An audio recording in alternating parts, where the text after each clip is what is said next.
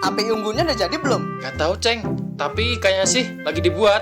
Oh gitu. Yaudah deh Mat, aku ambil panci dulu ya buat masak. Sekalian ambil airnya juga, Ceng. Iya, duluan ya. Udah belum, Cup? Sebentar. Nah, nyalain apinya. Kamu kasih tahu ke Aceng ya, Cup, kalau api unggunnya udah jadi. Aku sama Putri mau pergi dulu. Iya.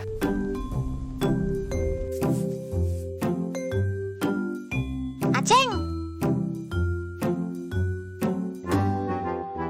Ada apa Lan? kita kehabisan tongkat nih. Bisa minta tolong cariin dahan pohon nggak? Buat apaan Lan? Buat tenda, Ceng. Oh, yaudah, aku cari dulu.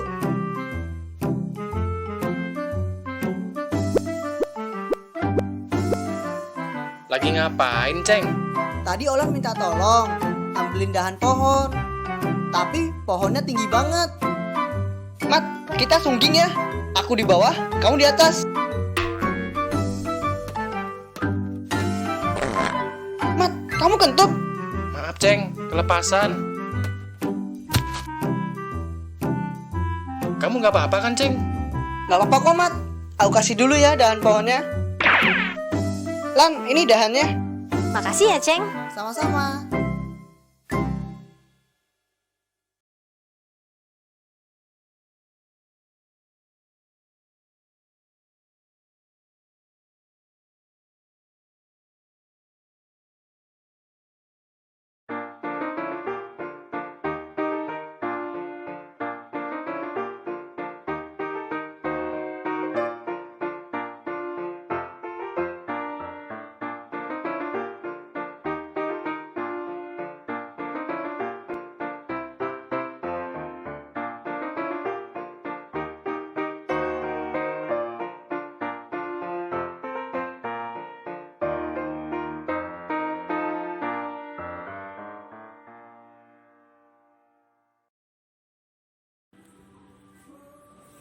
Assalamualaikum warahmatullahi wabarakatuh. Selamat pagi anak-anak.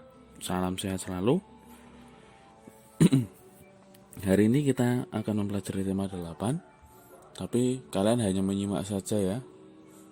Jadi tidak ada tugas. Kalau kalian hanya menyimak, tugasnya hanya kemarin membuat poster dan difoto ya, untuk dimasukkan ke dalam video. Oke. Langsung saja kalian simak videonya. Kalian siapkan buku catatan juga. Oke. Di subtema 1 ini, aku anggota pramuka. Praja muda disingkat menjadi pramuka. Pramuka memiliki arti jiwa muda yang suka berkarya. Lambang gerakan pramuka berupa tunas kelapa.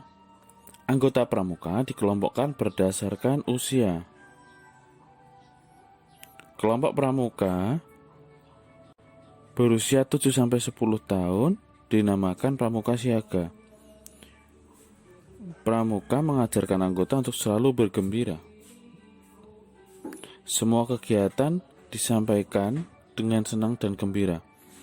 Ada banyak lagu yang dinyanyikan. Ada banyak permainan yang dikenalkan. Pramuka menjadi kegiatan yang menyenangkan. Mengenal pramuka membuat anggota lebih mencintai negara Indonesia. Pramuka juga mengajarkan anggota menjadi anak yang mandiri. Pramuka mengajak anggota menjadi anak yang selalu riang gembira. Kita mengenal pramuka dan kegiatannya. Nah, kalau di SD kita, itu kita adalah memakai Hizbul Waton, HW ya, Hizbul Waton. Nah, itu. Kalau sama kepanduannya sama, penjelasannya juga sama. Oke, lanjut ya.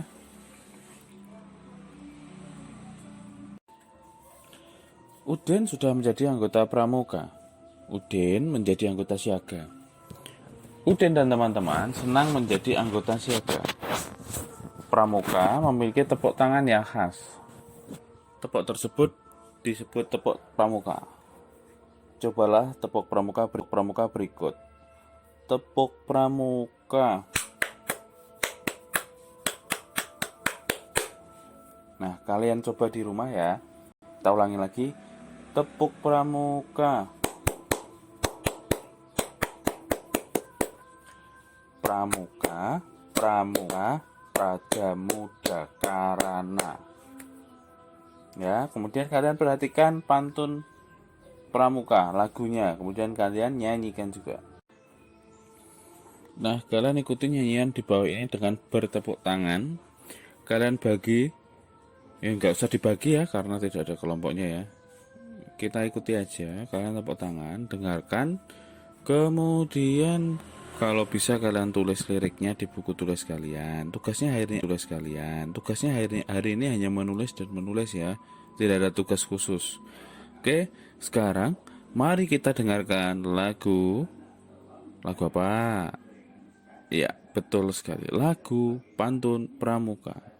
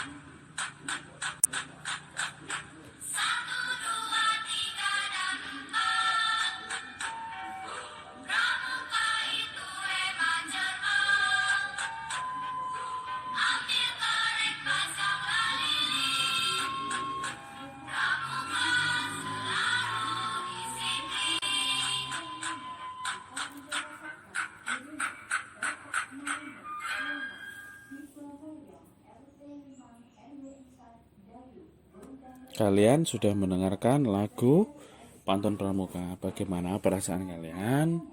Biasa saja ataukah ya sedikit senang? Jika kita menyanyi, kadang perasaan kita menjadi sedikit lebih tenang, lebih senang. Oke ya. Kita lanjutkan ke berikutnya. Kalian lihat videonya ya. Ada iringan tuh, ada tepuk tangan, ada petik jari. Itu yang kalian paling suka yang mana? Nah, kemudian kita lihat di bawah. Menurut lagu tadi, anggota pramuka itu harus hemat dan cermat.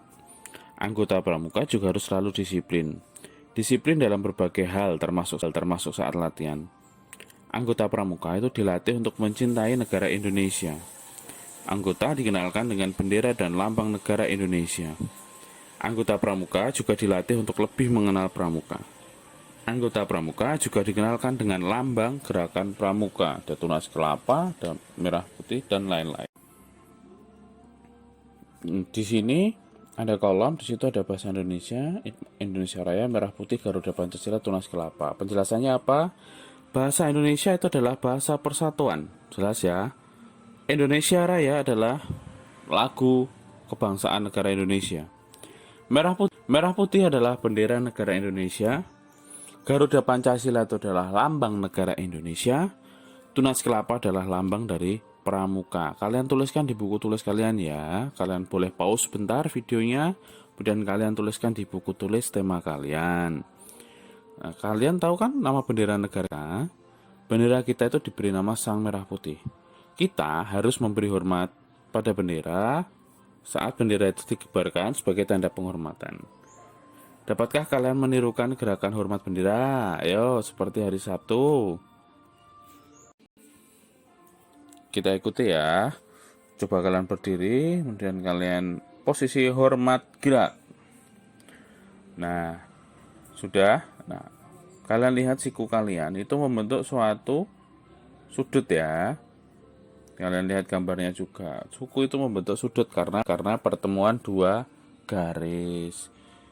Apa tahu itu sudut? Nah, kita jelaskan di halaman berikutnya.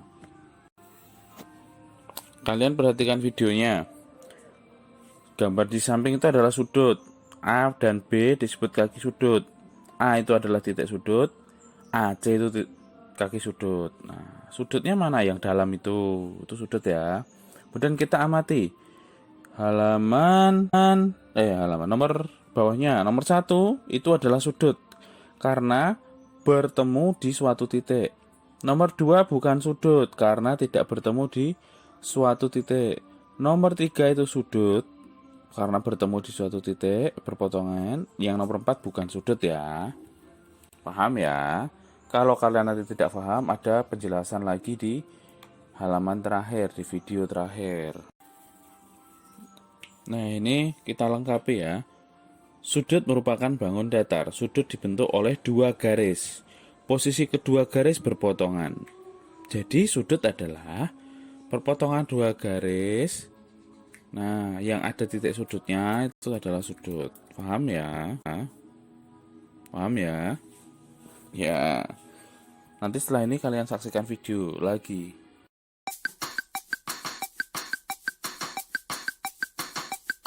Assalamualaikum warahmatullahi wabarakatuh. Hari ini kita akan belajar mengenai pembelajaran matematika, yaitu materinya adalah sudut.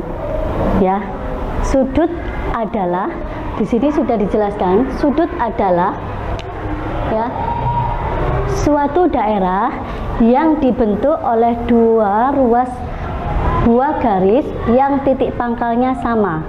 Jadi pengertian sudut itu adalah daerah yang di 2 garis yang titik pangkalnya adalah sama.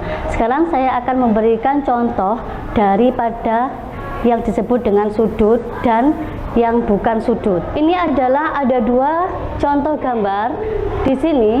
Ini yang atas, ini adalah yang disebut dengan sudut. Sedangkan yang bawah ini bukan sudut. Kenapa? Karena untuk gambar yang A, ujungnya itu sama, jadi ketemu.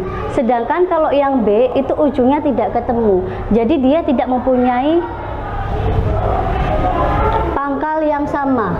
Titik pangkalnya itu tidak sama, jadi tidak ketemu. Sedangkan kalau yang A ini titik pangkalnya ketemu, jadi dia mempunyai titik pangkal yang sama. Oke, sekarang saya jelaskan mengenai bagian-bagian sudut. Untuk yang A ini disebut dengan titik sudut.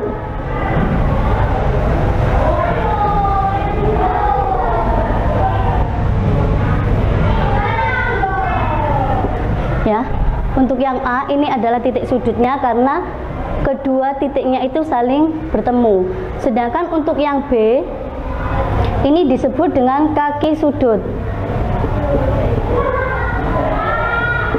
Begitu pula dengan yang C, sama, disebut juga kaki sudut.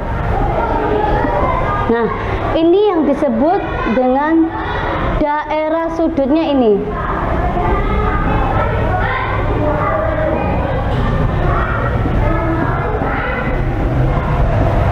Nah, ini adalah bagian-bagian dari sudut.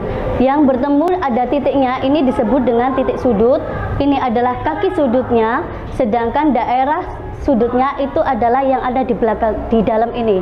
Inilah yang nanti akan kita hitung. Setelah penjelasan dari sudut tadi, kita akan mengenal macam-macam sudut. Macam-macam sudut, yang pertama adalah sudut lancip. Pengertian dari sudut lancip itu adalah sudut yang besarnya kurang dari 90 derajat. Diingat ya, kurang dari 90 derajat itu pasti dia mempunyai sudut lancip. Di sini sudah ada contohnya. Ini adalah titik sudutnya. Ini adalah contoh dari sudut lancip. Sekarang kita akan menghitung atau mengukur berapa besar dari sudut lancip ini. Kita menghitung atau mengukur sudut itu dengan menggunakan busur. Busurnya kayak gini. Ini ada 2. Yang sini, ini adalah nolnya, itu posisinya di atas. Berarti kita kalau misalnya mengukur, kalau posisinya 0 di atas, kita melihatnya angka yang di atas. Sedangkan kalau posisi nolnya di bawah, secara otomatis sedangkan kita mengukur pakai angka yang bawah. Ini adalah garis busur untuk mengukur sudut. Nah, sekarang caranya untuk mengukur sudut, titik sudutnya itu dipaskan di tengah-tengah sini, ya. Dipaskan. Lalu setelah itu kita lihat ini harus kaki kaki sudut yang bawah itu harus menempati 0. Kaki sudut yang bawah harus menempati 0.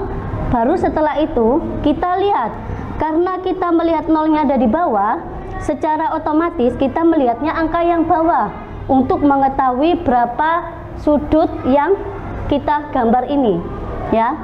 Ini adalah 0 di bawah, berarti kita lihatnya yang di bawah. Berarti ini dia menempati di angka 40. Berarti besar sudut ini adalah 40 derajat.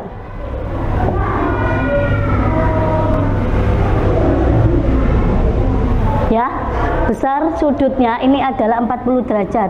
Karena ini adalah contoh sudut lancip. 40 derajat kan kurang dari 90 derajat. Sekarang kita lanjut yang sudut selanjutnya. Sudut selanjutnya itu adalah sudut siku-siku. Ya. Sudut siku-siku itu adalah sudut yang besarnya itu adalah 90 derajat. Jadi pas ke 90 derajatnya itu pasti sudut siku-siku. Biasanya sudut siku-siku ini biasanya berbentuk L. Nah, di sini sudah dikasih contoh. Ini adalah contoh dari sudut siku-siku. Ya. Ini sudut siku-siku. Kenapa kok menyerupai huruf L? Karena ini yang merupakan, kalau kita hitung, ini jumlahnya adalah 90 derajat. Kalau kita coba kita hitung ya, agar kita tahu. Tadi penempatannya, titik sudutnya itu kita paskan, lalu setelah itu yang sini kita paskan 0, kita cek. Nah, dilihat di sini, ini adalah titik kaki sudutnya itu yang C, itu pas di 90 derajat. Jadi ini adalah yang disebut dengan sudut siku-siku. Ini adalah sudut yang terakhir, adalah sudut tumpul. Ya, sudut tumpul itu adalah sudut yang besarnya lebih dari 90 derajat. Jadi pengertian dari sudut tumpul, kalau lebih dari 90 derajat itu pasti dia mempunyai sudut tumpul. Di sini sudah ada contohnya. Ini adalah sudutnya, ya. Ini yang disebut dengan sudut tumpul, karena pasti kalau dia kayak gini, pasti dia ukurannya lebih dari 90 derajat. Kita cek ya. Kita paskan dulu ke titik sudutnya yang tengah-tengah ini. Lalu setelah itu yang sebelah sini kita paskan di 0. Kita lihat 0 yang di bawah, dia mengarah ke C. Dilihat ya, kalau misalnya di bawah, tetap ya kita melihat angkanya yang di bawah. Di sini adalah, ya. Nah, ini 0-nya, kita menginjak ke sini, ini adalah angka 130. Karena posisinya ada di tengah-tengah, berarti nilainya adalah 135.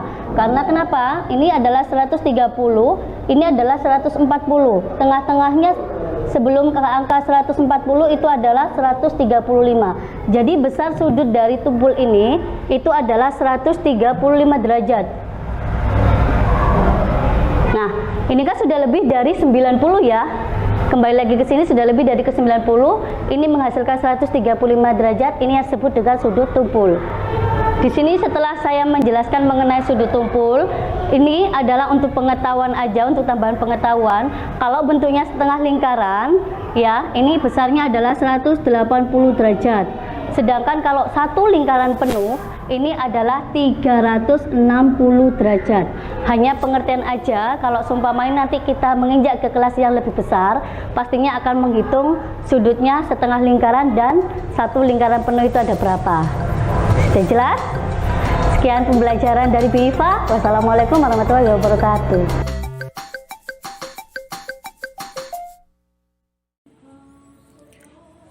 Terima kasih telah melihat video pagi hari ini. Semoga kalian tetap sehat selalu, karena masa pembelajaran daring diperpanjang sampai 13 Mei 2020. Jangan lupa sholatnya, ngajinya, hafalannya juga yang tertib ya.